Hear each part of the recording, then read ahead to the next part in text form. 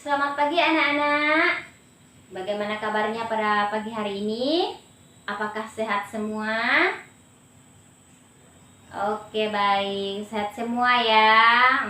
Kabarnya pada pagi hari ini bagaimana? Luar biasa. Tepuk tangan dulu.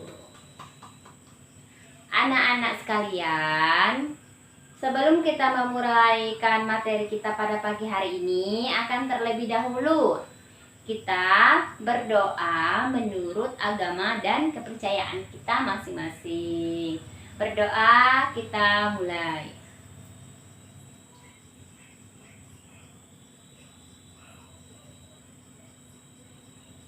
Berdoa selesai. Terima kasih. Anak-anak, apakah kalian hadir semua pada pagi hari ini? Apakah ada yang izin sakit atau izin mengantarkan orang tuanya ke pasar atau bagaimana? Hadir semua ya. Baik, Ibu akan mengabsensi kalian satu persatu. Yolena hadir, Mariata hadir, Yunita Nela hadir. Terima kasih anak-anak untuk kelas kalian pada pagi hari ini. Hadir semua, kita kasih aplaus. Nah, anak-anak, untuk materi kita minggu lalu, apakah anak-anak masih ada yang ingat materi kita minggu lalu itu tentang apa? Oke, terima kasih Yolena. Materi kita minggu lalu tentang puisi lama dan puisi baru. Masih ingat semuanya? Masih oke. Jika masih ingat, Ibu tidak akan mengulanginya lagi ya. Dan kita lanjut materi kita pada pagi hari ini. Namun, sebelum memulai materi, Ibu akan bertanya dulu sama kalian. Kalian tahu teks cerita fantasi itu seperti apa? Tidak ada yang tahu. Baik, materi hari ini kita mengenai teks narasi cerita fantasi. Oke, buat tunjuk lagi. Siapa yang tahu? Oke, Mariata. Jelaskan Mariata. Teks cerita fantasi itu seperti apa? Tepat sekali. Kita kasih aplaus dulu kepada Mariata. Benar ya? Yang dibacakan oleh Mariata itu teks cerita fantasi itu adalah sebuah cerita yang mengandung unsur imajinasi, di mana unsur imajinasi itu berupa khayalan, cerita yang misterius, cerita misterius yang tidak ada di dunia nyata, namun ada di buku cerita. Oke, tepuk tangan. Terima kasih Mariata sudah menjelaskannya. Dan yang selanjutnya, di sini Ibu menulis ciri-ciri cerita fantasi. Ada yang tahu ciri-ciri cerita fantasi itu ada berapa?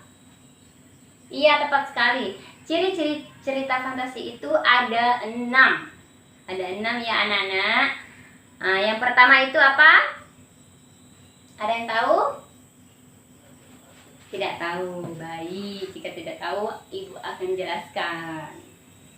Yang pertama itu ada keajaiban, misteri, dan keanehan.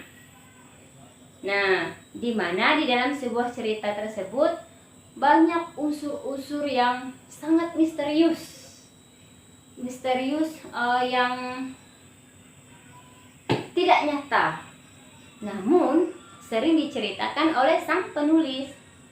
Padahal cerita tersebut banyak mengandung unsur imajinasi, tidak nyata. Dia itu hanya rekayasa menurut ide pikiran dari sang penulis tersebut. Terus yang kedua, ciri-ciri yang kedua. Ciri-ciri yang kedua itu berupa ide cerita yang terbuka. Nah, ide cerita yang terbuka itu seperti apa? Ada yang tahu? Tidak tahu. Baik. Jika tidak tahu, Ibu akan jelaskan. Ide cerita yang terbuka, tidak memilih batas kenyataan sehingga penulis terbuka untuk mengembangkan dengan suasana hati. Maksudnya itu dengan suasana hati sang penulis semakin mengada-ngadakan sebuah cerita dan mengembangkannya. Namun tidak nyata, dia hanya menulisnya di dalam buku cerita. Yang ketiga itu menggunakan berbagai latar, lintas ruang dan waktu. Oke. Untuk waktunya tidak terbatas. Namun sang penulis hanya mengembangkan cerita yang sang penulis mengembangkan cerita yang dia kembangkan, yang dia bacakan, terus dia ungkapkan kembali. Terus yang keempat, tokoh unik memiliki kesaktian. Memiliki kesaktian itu ibu mengambil satu contoh cerita, yaitu cerita Harry Potter ya. Nah, di Harry Potter itu kan cerita masak, di tangannya ada kayak kayak tali untuk melengketkan badan ke dinding. Itu kan rekayasa, ibaratnya itu imajinasi, tidak nyata. Itu kan hanya ide-ide rekayasa mereka saja. Nah, itu salah satu contoh ceritanya. Terus bersifat fiktif. Yang terakhir itu bahasa itu yang menggunakan bahasa Indonesia dengan baik dan benar, tidak menggunakan bahasa gaul, bahasa daerah itu tidak boleh ya. Terus di sini ada jenis cerita fantasi. Anak-anak tahu ada berapa jenis cerita fantasi? Tidak tahu ya. Jenis cerita fantasi itu ada 2. Yang pertama itu fantasi total, yang kedua fantasi sebagian atau irisan. Nah, untuk struktur cerita fantasi, ada tahu? Ada berapa? Strukturnya itu ada 3, anak-anak ya. Yang pertama itu orientasi. Orientasi itu yang seperti apa? Tolong jelaskan. Baik, Yunita Nela, tepat sekali. Tepuk tangan dulu untuk Yunita Nela. Orientasi itu berisi pengenalan tokoh, latar, waktu, dan konflik. Terus yang kedua itu komplikasi. Komplikasi berisi hubungan sebab akibat sehingga muncul masalah, hingga masalah itu memuncak. Memuncak maksudnya itu besar-besaran masalahnya itu kan tidak bisa teratasi. Itu yang dimaksud dengan komplikasi. Yang ketiga itu resolusi. Resolusi itu berisi penyesalan masalah dari konflik yang terjadi. Nah, penyesalan masalah dari konflik yang terjadi. Di akhir ceritanya baru terjadilah penyesalan. Namun di sini ibu mengambil satu contoh. Untuk contoh cerita fantasi itu ibu mengambil satu contoh cerita Timun Emas, di mana di dalam sebuah desa terdapat sepasang suami istri yang sangat hidup bahagia sekali. Namun di dalam kebahagiaan mereka ada salah satu hal yang sangat kurang, yaitu mereka tidak memiliki seorang anak.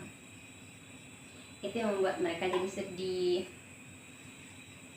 Namun sepasang suami istri ini berdoa, tiap hari berdoa dan terus berdoa, meminta pertolongan kepada Tuhan yang Maha Kuasa untuk mengaruniai mereka seorang anak. Sehingga terdengarlah di telinga raksasa. Inilah cerita awal dari Timun Emas. Terdengar di telinga raksasa bahwa sepasang suami istri ini meminta seorang anak. Namun raksasa itu berjalan di depan rumah mereka dan menitipkan satu buah timun emas raksasa yang sangat besar sekali. Dia namun, apakah ada yang tahu isi di dalam timun emas itu apa? Bukan isi timun emas ya, atau bukan biji ya. Namun itu adalah sebuah bayi kecil yang sangat cantik, mumil, sangat lucu sekali. Sepasang suami istri ini terkejut melihat, loh kok ada timun emas di depan rumah? Siapa yang naruh di sini? Nah, mereka langsung membelahnya dan melihat ada seorang bayi kecil di dalamnya yang sangat cantik sekali. Mereka sangat bersyukur, berterima kasih sudah mendapatkan seorang anak bayi. Nah, itu ya, Ibu mengambil sebuah contoh cerita untuk cerita fantasi. Itu kan ceritanya kan banyak mengandung unsur imajinasi, khayalan, yang banyak misteri, keanehan yang tidak ada di dunia nyata, namun ada di sebuah buku cerita. Nah, itu ya untuk contoh cerita fantasi.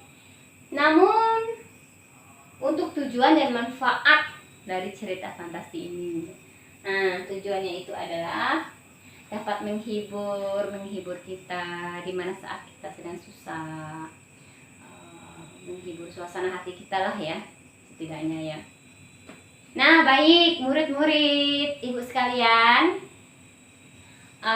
materi kita sudah selesai pada pagi hari ini. Jika kurang paham dan ada yang mau ditanyakan, silahkan ditanyakan sama ibu. Nanti ibu akan menjelaskannya. Namun, jika sudah paham, ibu tidak akan memberitahukannya. Cukup sampai di sini. Nah, untuk tugasnya, untuk PR-nya, minggu depan, ibu menyuruh kalian membaca sebuah cerita, khususnya tema kita pada pagi hari ini ya, cerita fantasi. Teks narasi cerita fantasi yang banyak mengandung unsur imajinasi, khayalan, keanehan, dan misteri.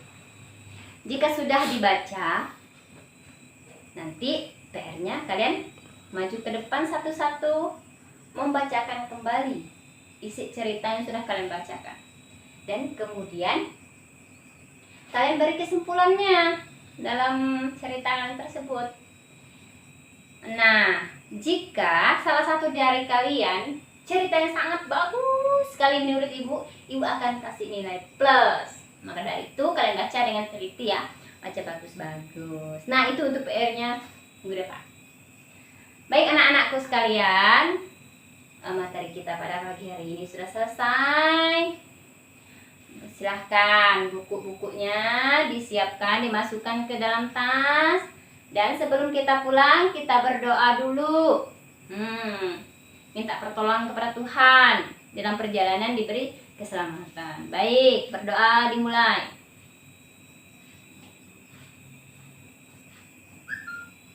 Berdoa selesai. Terima kasih ya anak-anak untuk pada pagi hari ini. Ibu akhiri. Selamat pagi dan sampai jumpa.